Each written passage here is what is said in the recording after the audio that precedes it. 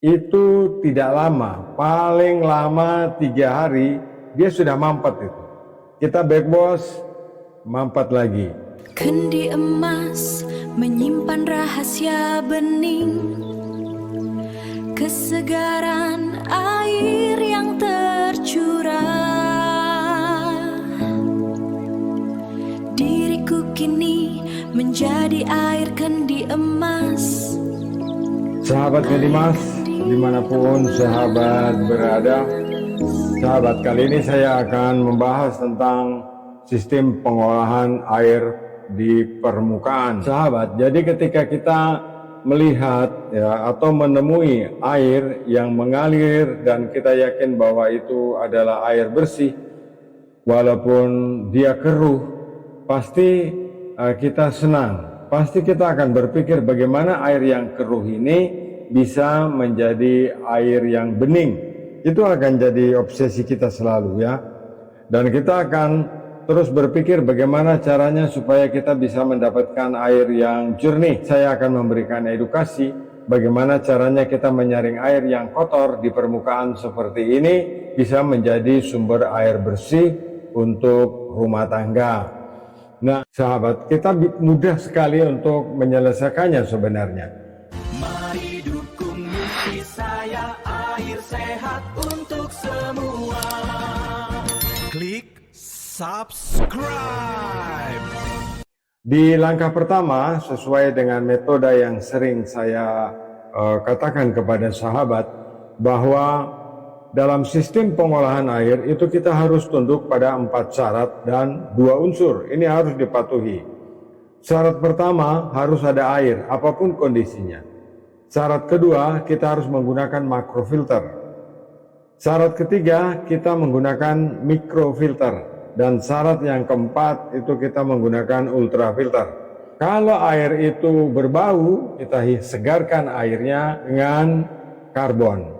Ini prinsip yang paling tepat yang sering saya ajarkan kepada semua orang, bahwa dalam sistem penyaringan air itu harus ada 4 syarat 2 unsur. Nah, untuk menyaring air kotor yang tadi, kita lupakan dulu bakterinya, kita lupakan dulu baunya, kita fokus di sistem penyaringannya. Untuk menyaring air seperti itu, kita harus menggunakan filter dish. Filter dish itu seperti ini bentuk dalamnya, ya. Sementara kalau masih ditutup, dia akan bentuknya seperti ini. Sahabat sudah melihat filter dish seperti ini. Kalau air permukaan, sahabat menggunakan FRP yang isinya pasir, ya, itu tidak lama, paling lama 3 hari dia sudah mampet itu. Kita back bos, mampet lagi. Mari dukung misi saya, air sehat untuk semua. Klik subscribe. Kalau sudah 1 bulan, dia sudah tidak bisa mengalir sama sekali. Kenapa? Kuncinya dan jawabannya itu cuma sederhana sekali. Tangki FRP itu tingginya 54 inci atau sekitar 140 cm ya. Pompa air kita itu punya kemampuan daya dorong itu terbatas. Dan kotoran air itu berat jenisnya lebih berat daripada air. Jadi ketika kita back wash, kotoran tidak bisa keluar, ya. Kotoran tidak bisa terdorong keluar. Kalau ataupun terdorong itu hanya teori di atas kertas, tapi pada kenyataannya tidak bisa. Nah, oleh sebab itu untuk menyaring air permukaan, sahabat jangan mengandalkan FRP karena akan banyak masalah, ya, bukan menyelesaikan masalah. Jadi solusinya adalah menggunakan filter seperti ini. Dan pembahasan saya kali ini memang saya batasi di aspek rumah tangga, ya, kebutuhan air bersih untuk rumah tangga. Nah, kalau kita menggunakan filter seperti ini, itu mudah sekali untuk kita membersihkannya, ya, dengan cara melepas seperti ini. Kalau dia sudah terpasang dalam instalasi, ya, kalau ini kotor, kita tinggal renggangkan seperti ini, kita putar, ya. Kemudian kita bisa cuci, ya.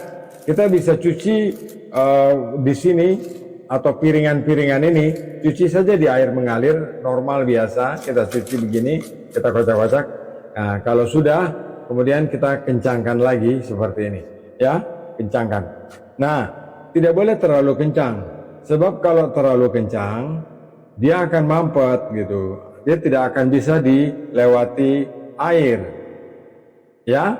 Nah, sahabat, ketika kita sudah menggunakan filter seperti ini membersihkannya gampang karena barangnya kecil. Dipegang dengan tangan juga lebih ringan.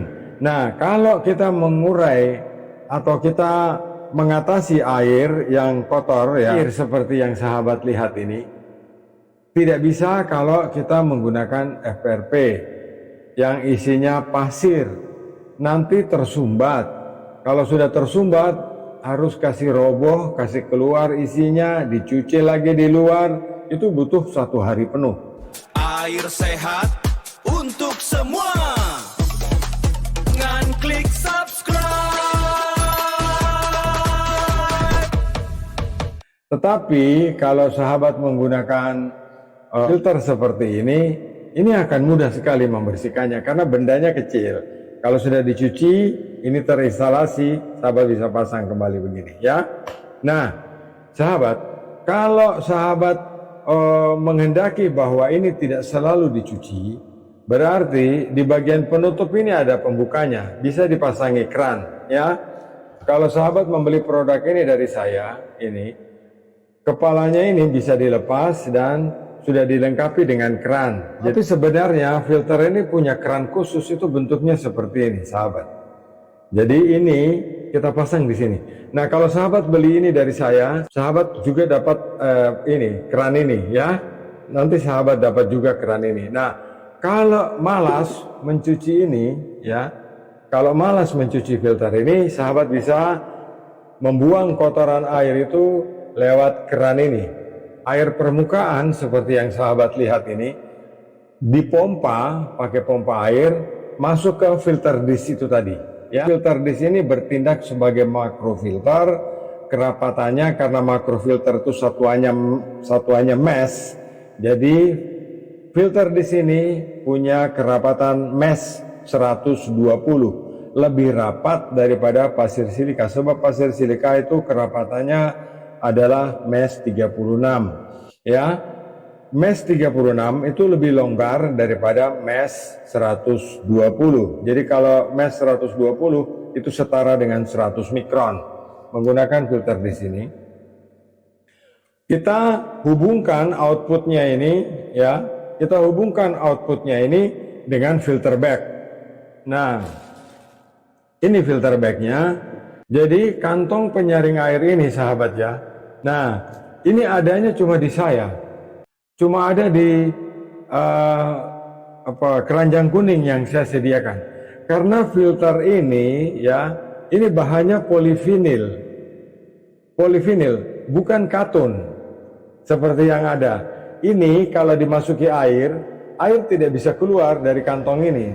Tidak bisa, harus ditekan dengan pompa air baru airnya bisa keluar. Filter ini kerapatannya 1 mikron. Tetapi ada kantong ini juga yang ukurannya masuk dalam kategori ultrafilter ya. Dia masuk dalam kategori ultrafilter itu 0,5 mikron atau setengah milimikro. Nah, bagaimana kantong ini kita gunakan? Jadi di sini saya sudah membuat housingnya, sahabat ya. Housingnya seperti ini.